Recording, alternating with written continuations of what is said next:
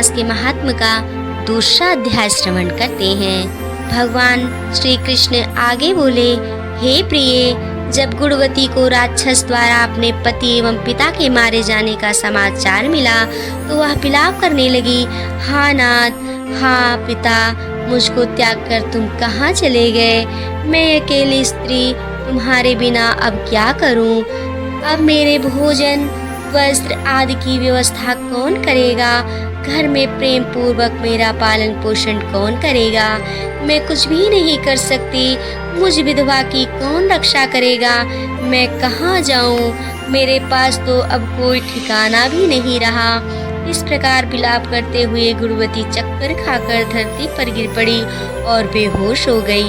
बहुत देर बाद जब उसे होश आया तो वह पहले की भांति ही करुण विलाप करते हुए शोक सागर में डूब गई। कुछ समय के पश्चात जब वह संभली तो उसे ध्यान आया कि पिता और पति की मृत्यु के बाद मुझे उसकी क्रिया करनी चाहिए जिससे उनकी गति हो सके। इसलिए उसने अपने घर का सारा सामान बेच दिया और उससे प्राप्त धन से उसने अपने पिता एवं पति का श्राद्ध आदि कर्म किया। तत्पश्चात वह उसी नगर में रहते हुए आठों पहर भगवान विष्णु की भक्ति करने लगी। उसने मृत्यु पर्यंत तक नियम पूर्वक सभी एकादशियों का व्रत और कार्तिक महीने में उपवास एवं व्रत किए। हे प्रिय, एकादशी और कार्तिक व्रत मुझे बहुत ही प्रिय है। इनसे मुक्ति, भुक्ति, पुत्र तथा संपत्ति प्राप्त होती है। कार्तिक मास में जब तुला राशि पर सूर्य आता है तब ब्रह्म मुहूर्त में उठकर स्नान करने व व्रत उपवास करने वाले मनुष्य मुझे बहुत प्रिय हैं, क्योंकि यदि उन्होंने पाप भी किए हों तो भी स्नान व व्रत के प्रभाव से उन्हें मोक्ष प्राप्त हो जाता है। कार्तिक में स्नान, जागरण, दीपदान तथा तुलसी के पौधे की रक्षा करने वाले मनुष्य साक्षात भगवान विष्णु के समान हैं। कार्तिक मास में मंदिर में झाड़ू लगाने वाले, स्वास्तिक बनाने वाले तथा भगवान विष्णु की पूजा करने वाले मनुष्य जन्म मरण के चक्कर से छुटकारा पा जाते हैं। यह सुनकर गुणवती भी प्रतिवर्ष श्रद्धा पूर्वक कार्तिक का व्रत और भगवान विष्णु की पूजा करने लगी। हे प्रिय, एक बार उसे ज्वर हो गया और वह बहुत कमजोर भी हो गई। फिर भी वह किसी प्रकार गंगा स्नान के लिए चली गई। गंगा तक तो वह पहुंच गई, परंतु शीत के कारण वह बुरी तरह से कांप रही थी। इस कारण वह शिथिल हो गई। तब मेरे दूत उसे मेरे धाम में ले आए। तत्पश्चात ब्रह्मा आदि देवताओं की प्रार्थना पर जब मैंने कृष्ण का अवतार लिया तो मेरे गण भी मेरे साथ इस पृथ्वी पर आए।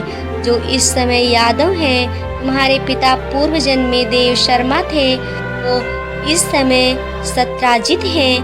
पूर्व जन्म में चंद्र शर्मा जो तुम्हारा पति था वह डाकू है। और हे देवी, तू ही वह गुणवती है। कार्तिक व्रत के प्रभाव के कारण ही तू मेरी अर्धांगिनी हुई है। पूर्व जन्म में तुमने मेरे मंदिर के द्वार पर तुलसी का पौधा लगाया था।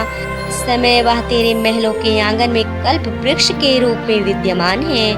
उस समय में जो तुमने दीपदान किया था उसी कारण तुम्हारी देह इतनी सुंदर है और तुम्हारे घर में साक्षात लक्ष्मी का वास है। चूँकि तुमने पूर्व जन्म में अपने सभी व्रतों का फल पति स्वरूप विष्णु को अर्पित किया था, उसी के प्रभाव से इस जन्म में तुम मेरी प्रिय पत्नी हुई हो। पूर्व जन्म में तुमने नियम पूर्वक जो कार्तिक मास का व्रत किया था उसी के कारण मेरा और तुम्हारा कभी वियोग नहीं होगा। इस प्रकार कार्तिक मास में व्रत आदि करने वाले मनुष्य मुझे तुम्हारे समान प्रिय हैं। दूसरे जब तप, यज्ञ, दान आदि करने से प्राप्त फल कार्तिक मास में किए गए व्रत के फल से बहुत थोड़ा होता है, अर्थात कार्तिक मास के व्रतों का 16वां भाग भी नहीं होता है। इस प्रकार सत्यभामा भगवान श्री कृष्ण के मुख से अपने पूर्व जन्म के पुण्य का प्रभाव सुनकर बहुत प्रसन्न हुई। कार्तिक मास महात्म का दूसरा अध्याय समाप्त हुआ। बोलो विष्णु भगवान की जय।